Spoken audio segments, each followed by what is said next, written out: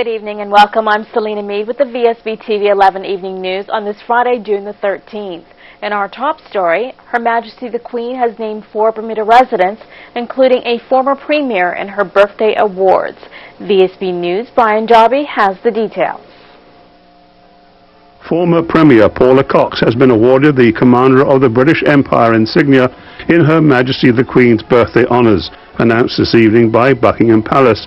There are also 3 awards of the Queen's certificates and badges of honour to the Reverend Dr. Conway Simmons, Graham Pewter and Richard Bascom, all for services to the community. Paula Cox was a member of the Parliament in the Progressive Labour Party, both in opposition and in government, where she was serving in the Cabinet as Minister of Education, of Labour and then Minister of Finance. She became Premier in 2010 upon the resignation of Dr. Hewitt Brown. The Reverend Dr. Conway Simmons served Richard Allen's Church in St. George's for 49 years and was the presiding elder for the Jamaican Annual Conference and for the Bermuda Annual Conference. Graham Pewter, President and CEO of the Catlin Insurance Company, has spearheaded robust charitable efforts over the years, including the Catlin End-to-End Walk, which this year raised over $300,000. And farmer Richard Bascom runs the Westover Farm in Somerset and has been working in agriculture all his life, starting as a milkman. He remains a stalwart in the agricultural industry as other farms close. Brian Darby reporting for VSB News. Thank you, Brian. In a surprise move in Parliament this morning, Premier Michael Dunkley revealed that his government would be amending the Treasury Act to require public bodies to list the salaries of senior officers in their annual reports and finance documents. I think it's important to provide people with information where we can, and I'll do everything we can to work with my colleagues to get the information out there. It's pretty simple. It's an amendment to the Treasuries Act, and it would just require them to put these salary figures in their annual reports. The comment from the opposition was that it's not going to be the quickest available information, is it? Because it takes years sometimes. Well, you know, I can understand the criticism, but I don't necessarily agree with it, because annual reports and consolidated statements have to be filed in certain time frames. If we keep to those time frames, the information comes out in a timely manner. You know, where do you end? Where do you stop all of this stuff? If you set up a system of accountability and transparency, there are going to be some timelines in it. I don't think we should have 6 or 7 different stages where you get information, because then it pulls back from the ability for those entities to concentrate on doing the job that they have to do. And so my colleagues and I think it's very appropriate to have it considered in annual reports and consolidated the consolidated financial statements. And we will do all we can to make sure that those are ready and tabled at the appropriate time. The government gets to choose the public bodies that it expects this information from. Can I ask if the Bermuda Tourism Authority and the Bermuda Hospitals Board would, by pure nature of their business, be part of this? We're going to look at all entities, and we'll, in time, we'll give more information on that. The Bermuda Hospitals Board already has some type of obligation to report, and we'll have to look at why that hasn't been the case. In regards to the Tourism Authority, the opposition tried to bring it up today and make a big deal about it in the House, and I can appreciate the reason why they've been trying to do that. They've been trying to get information, and my answer to them was simple. We had that debate on the Tourism Authority in the House where the legislation was passed late last year. They had all the opportunity in the world to question what was going to be done and how it was going to be done at that time, and they didn't do it. The Minister of Tourism and Transport has already had discussions with the Chairman of the Tourism Authority about raising levels of accountability and transparency, and I think they will find a good solution going forward. Opposition leader Mark Bean may approve of gaming in Bermuda, but he still maintains it should be decided by a referendum and not a parliamentary debate. So when the group behind the petition calling for the reinstatement of the referendum produced their document, he volunteered to present it to Parliament. You had citizens of the country who organized a petition surrounding the referendum question, and that was Mr. Swan, Mr. Starling, and Ms. Swan, and a few others who were the organizers behind it. Well, it's their right to have that position tabled and heard in Parliament.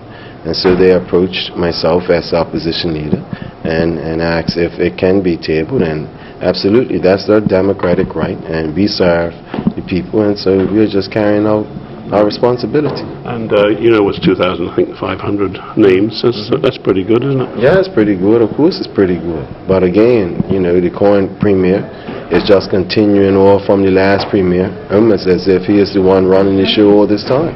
But he has decided that under the expediency of now, which is very selective within the OBA, they're going to avoid the referendum on gaming. There's still a lot of question marks surrounding the Club Med site and the Tourism Authority that, regardless of what the Premier tries to put out there, is not based on transparency, it's more based on deception.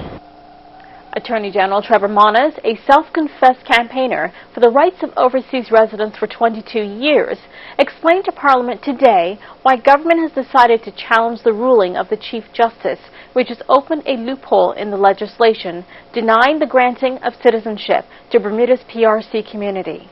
We're trying to join these dots together. Obviously, government doesn't want to be seen to be trying to do something through the back door. We've undertaken to review immigration, but we're stuck with this situation, and we have to do the best that we can. My own personal position is I've been fighting for the rights of long-term residents since 1992. That's right, 1992.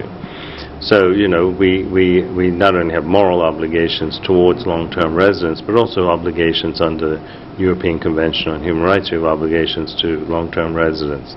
So we have to find a way to resolve that. So you put these two together, and this is forcing it onto the front burner. We have to address it because of the court case is a legacy of some things that were, you know, the PRC legislation in 2001. So it's a sort of legacy issue from the previous administration. Now, there's been a certain attempt to make a kind of scaremonger by coming up with extraordinary figures like 8,000 people will immediately become Bermudian. It's not true. You came up with some figures today. Yeah, so the best numbers we have, there were 115 PRC holders who have been naturalized already over the last several years. We also have approximately 1,340 people that we believe qualified to be naturalized, PRCs who qualified to be naturalized, and therefore, if this would go ahead, would be entitled to Bermuda status if they apply. Bermuda is marking HIV Awareness Month with a series of public testings for the virus and educational programs, and Health Minister Jean Atherton was able to say with confidence that the island is clearly coming to grips with this deadly disease. It's not a death sentence like it used to be, and as I mentioned earlier, we've had some people, although they died recently, they'd had AIDS for 20 years or HIV for 20 years, and that means that... Never expected that in the old days. No, you didn't, you know, and I think the other thing that I think what we realized that in the old days, lots of times people didn't talk about it. So now what we're saying, you really do need to talk about it. You need to turn around and get yourself tested so you can be aware of your status, because the worst thing that someone would want to do would be inadvertently infect someone else because they weren't aware. Now the theme is 0, 0, 0. Yes. And that made a lot of sense.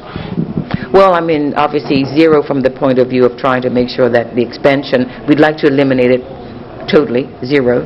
We'd like to make sure that people are not discriminated against that from the point of view of 0, and from the perspective of turning around and making sure that people understand and don't do things which will contribute to the growth.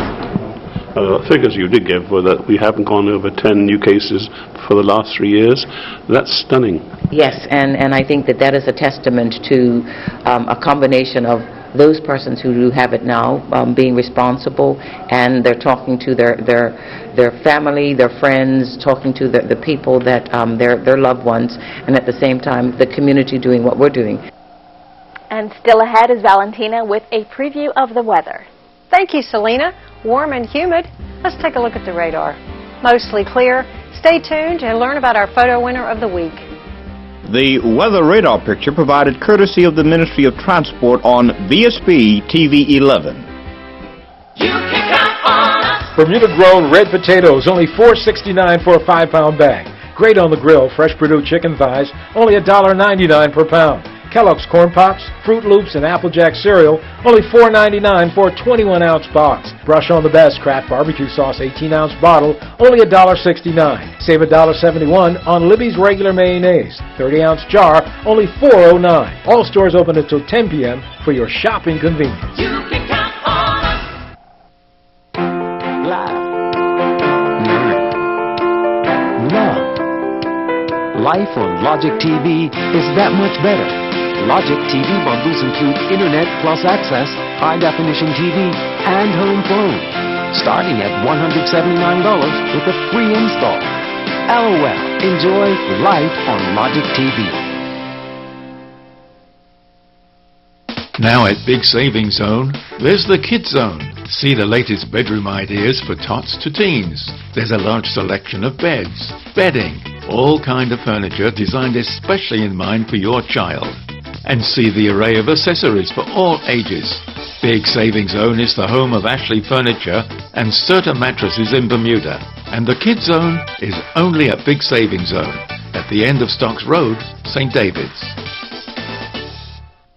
I just downloaded the Layer app for the Bermuda Sun, and it is so cool. You can find so many new videos, and you can watch sports and news and pictures and everything. You have to download it. It's really neat. All you have to do is put your phone over the image, and the image comes to life. You have a full video of everything. It's really, really neat.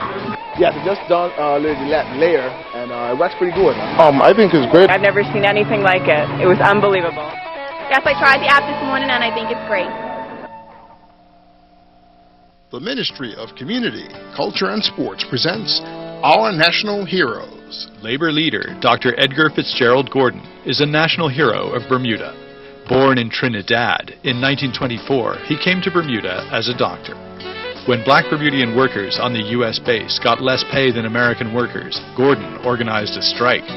The strike ended in victory for the Bermudians, and Gordon then formed the Bermuda Workers Association, or BWA. The BWA later became the Bermuda Industrial Union, or BIU. In 1946, Gordon won his third attempt at a seat in Parliament. Once in Parliament, he fought tirelessly for equal voting rights for all Bermudians. He fearlessly contested inequality wherever he encountered it, at a time when few others were willing to do so. Dr. E.F. Gordon died in 1955. He is regarded as a founding father of Bermuda's civil rights movement and remembered as a fearless and highly energetic warrior against inequality.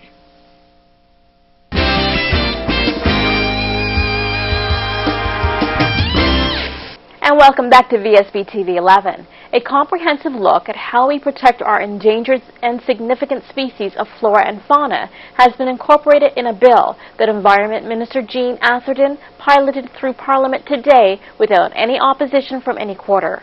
She conceded that the issue of when and how to relocate threatened species to ensure their survival has caused some concern among naturalists. Some examples. There are sometimes occasions where you really do need to relocate the species because either they're not able to still exist where they are, and when you try and move them somewhere else, sometimes you can actually do it and they go back and thrive, but sometimes it's not possible. And if that's the case, then, as we said, we have to have replacement. Well, the government has a tremendously positive record for doing things about the nature and environment of Bermuda, setting sometimes world standards and being a real pilot island. Is this another example? Well, I'd like to think that we are continuing our understanding that in Bermuda we're a small island. Lots of things that we have here are very important, very significant, and as we indicated, some things have grown up here that are very unique and make Bermuda unique, and we would hate to lose any of those. You enjoy being Environment Minister, obviously. Yes, well, I think I'm fortunate to have a good group of officers behind me, and what's going to be most important is we keep building on lots of the very good groundwork that was been done, lots of good people in the department, and what we will continue to do is to try and let the people of Bermuda know what we're doing so that they can be appreciative of the fact that we're trying to conserve our environment. Opposition leader Mark Bean had also heard of the concerns about relocation, but thought the overall protection of Bermuda's environment came first. Yeah, there will always be some concerns about relocation because you have to find that balance between human activity and the maintenance of your habitat. The idea is for human beings to have a continuous improvement of their material standard of living, but not at the expense of the material that allows you to improve your standard of living. And so it requires balance, and it requires a concept of renewal, and so I don't think it's a major issue, and I think this bill that's being presented covers most, if not all, the bases. Obviously, it's not going to be perfect, because nothing we can do or Minister Atherton could do can guarantee human behavior and human action. But we can put the framework in place, and so we support Minister Atherton and the One Bermuda Alliance in terms of continuing to strengthen the Protected Species Act. The murder trial of Zalek Khan and Jermaine Simmons continued in the Supreme Court today. The two men are accused of murdering Gary Fingers Khan on Soundview Road in December 2009, charges they deny. In court, the jury heard that another woman heard formal testimony from police officer Shantae Edmonton, who said that in December of 2009 they had arrested a woman who lives in a nearby Sandy's residence as an accessory to the murderer. The woman was said to have been stunned and asked why she was being arrested.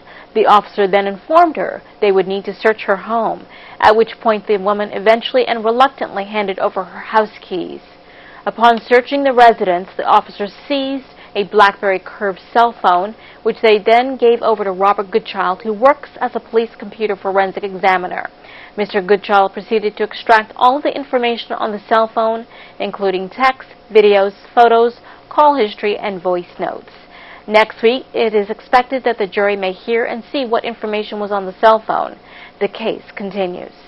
Now let's take a look at the daily markets presented by Bias.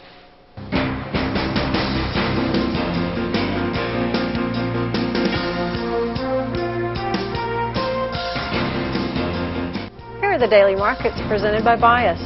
Equity markets in the U.S. rose to pair weekly declines, while emerging markets were mixed on economic data. U.S. stocks rose to pair the weekly decline as a rally in Intel Corp overshadowed concerns of violence in Iraq. The S&P 500 gained 0.31% to close at 1,936. BF&M dropped 4.17% to $17.01, with 4,300 shares trading hands. 180,850 shares of Ascendant were traded today. Ascendant rose 3.7% to $7. Most European indices retreated today. The FTSE 100 fell 0.95% as George Osborne promised that the Bank of England will get new powers to rein in mortgage lending, while Bank of England governor said interest rates may rise sooner than expected. China's stocks rose on optimism over the economy after new bank lending topped analysts' estimates and industrial production growth accelerated. The Shanghai H index climbed 0.93% to 2,071. Most Latin American indices retreated today. Brazil's Bovespa fell 0.59% as a report showed Latin America's biggest economy shrank in April from a year earlier. The U.S. Treasury yield curve approached its flattest level in almost 5 years as investors speculated the Federal Reserve may raise interest rates sooner than forecast. The pound sterling rose against the U.S. dollar and the euro after Bank of England governor said the institution may raise its key interest rate from a record low earlier than investors expected. That was a look at the daily markets presented by Bias. More news after the break.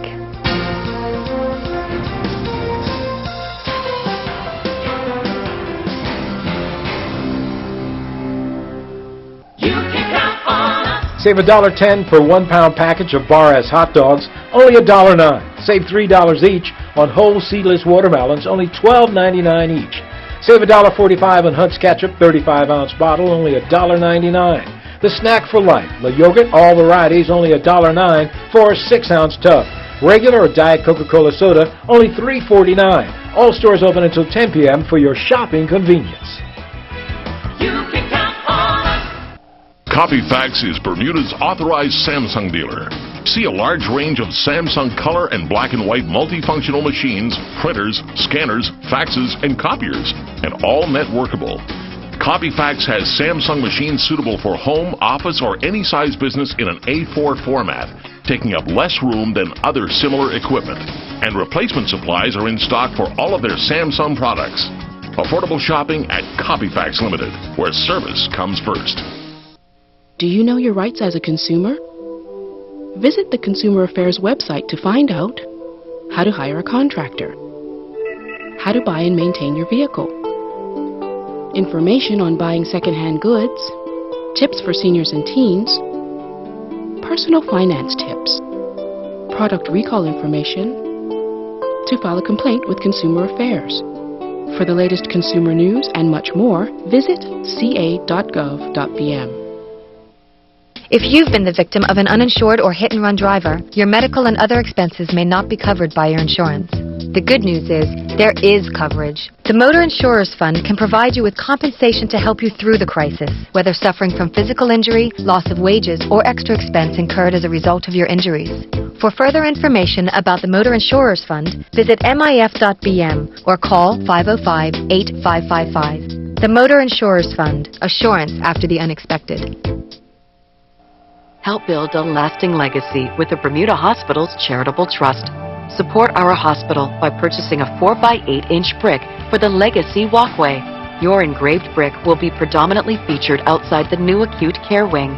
You can customize your brick with a personal message, a tribute, names of family members, or even a special thank you.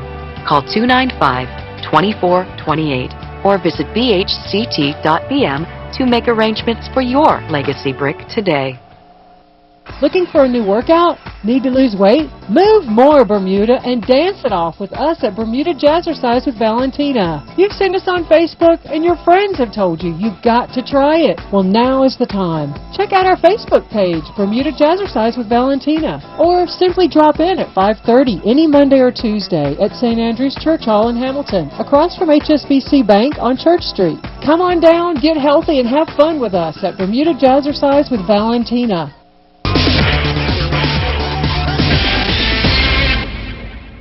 Welcome back. In tonight's sports, our young netballers receive outside help in their development. Sports editor Earl Basden has these details and much more on tonight's sports report. Sonia Otway, president of Netball America, has brought a team of coaches to Bermuda to help foster a relationship between the two countries at the youth level. We've got a lot of great youth programs that teach netball, but really the main focus is teaching leadership to the kids, helping to fight obesity, but stop bullying, right, and get them some leadership and mentorship skills. So we're going to install a lot of those programs that we run in the US here in Bermuda. So for example, our youth programs, we partner with Michelle Obama's Let's Move program. So we want to help bring that program here to Bermuda. The BMX experience for many youngsters is coming back strong with the news that funds from the International Cycling Union have been assigned to the Devonshire Community Field through the Bermuda Bicycle Association, something Keith Simmons is hoping that is a springboard to bigger and better things to come. Well, looking back in the day, with the numbers that we generated, and then we were bringing in members, some of the guys now that we brought in from the US are part of the X Games executive. And as you know now, BMX is now part of the Olympics, so they can go far. So hopefully we can get somebody eventually from Bermuda to go that far, head up to the Olympics. Tyrone Smith has finished 5th in the men's long jump while competing in an international track meet in Germany. Smith recorded a top leap of 7.53 meters. The Access Squash Challenge and Women's Pro Invitational continued at the Bermuda Squash Rackets Association Club last evening. Yet again, fans were treated to the Women's Pro Invitational match that featured Alcing Blake and Nicolette Fernandez. 33rd world-ranked and Irish champion Blake defeated the 13th world-ranked Guyana and Caribbean champion Fernandez in a four-setter, 11-5, 9-11, 11-9, 11-7. In Access Challenge action, the Three Muldoons defeated the Hong Kong Hackers 7-2, while Courthouse defeated Access 6-3. Barnes Corner defeated Watts Brewing 7-2, and If UCK defeated PWC 6-3. The Deloitte Tennis Tournament continued with semi-final action taking place at the Pomander Gates last evening, where Jensen Bascom and Gavin Manders advanced to the finals in the men's A singles. Bascom defeated Mahir War 6-3, 6-love, while Manders got by Andy Bray in action you're seeing here in straight sets 7-6, 6-4. Kayla Cross and Jacqueline Lambert will meet in the ladies' A finals. Cross defeated Kirsten Salter 6-1, 6-1 in their semifinal match, while Lambert got by Kayla Ming 6-4, 6-2. The Bermuda Cricket Board in Goslins today announced Tamika Wilson from Western Stars as the Shivers Sportsman of the Week. I'm Earl Basden reporting for VSB Sports. Hi, I'm Peter Jovetic, host of Season to Taste. Tune in on Tuesday night during the VSB TV 11 News. I'll be here with Chef Bubba Tan, who's preparing this beautiful dish of pancit branzino with grilled vegetables and an orange vinaigrette, and find out what the Goslings wine of the week is. Tuesday during the VSB TV 11 News. Good evening, everyone, and welcome to the VSB TV 11 Weather Report, brought to you by the Bermuda Weather Service. I'm Valentina Holland. And taking a look at our shots sent in today, this was sent in by Andrea Peets. Hi, Andrea. She sent in the full moon from last night, and we're calling that the honeymoon. Beautiful shot. Thank you for sending that in. And Paul Cano Rowland sent in a shot taken in St. David's this morning, and you can see that low cloud over the sunrise there. Just a beautiful shot as well, but kind of mysterious. But thanks for sending that one in. And temperatures for today, high was 82 degrees at 2 this afternoon, and the low was 75 at 3 in the morning. Current conditions, 79 degrees, humidity is 75%, wind south-southwesterly at 10 knots, and the barometric pressure is steady at 30.12 inches. Rainfall index so far this month, 0.70 inches.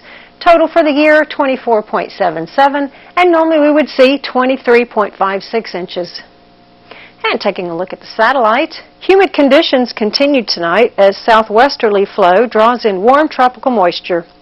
1 or 2 showers will develop tomorrow as a low and associated frontal boundary approach the area, bringing a chance for thunder Saturday night through Sunday morning. Conditions settle Monday as high pressure builds in from the northwest. And for your gateway cities, Atlanta, partly cloudy, 85 degrees. 74 in Boston, mostly cloudy. 85 in Charlotte, mostly cloudy. London, partly cloudy, 72 degrees. 90 degrees in Miami at partly cloudy. New York, partly cloudy, 80 degrees. Orlando, thunderstorms, 92. Philadelphia, partly cloudy, 81 degrees. Toronto, partly cloudy, 64. And 81 in Washington, mostly sunny. And back at home tonight, partly cloudy, low near 75.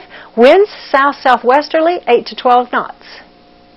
And tomorrow, mix of sun and cloud, 1 or 2 showers, chance of thunder later, and a high near 82. Winds south-southwesterly at 8 to 12 knots. Mariners report for tonight, no warnings in effect. Seas inside the reef are calm at 0 to 1 foot.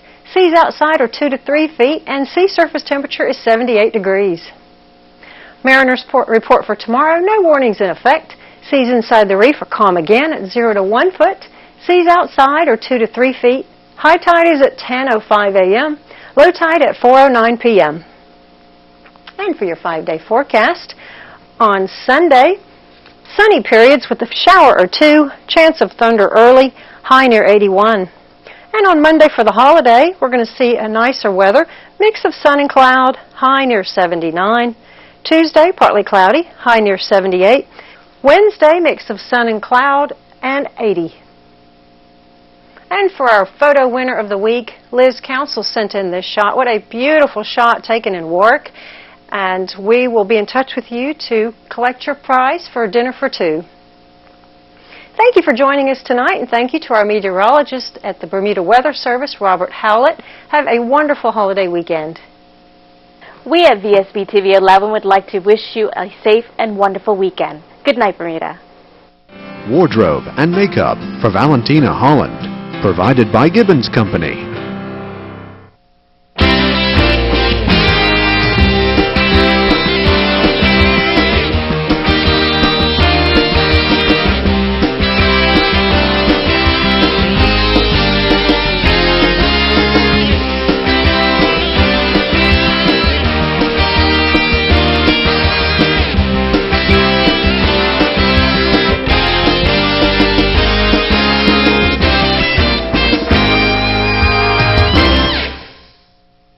VSB TV 11, Bermuda.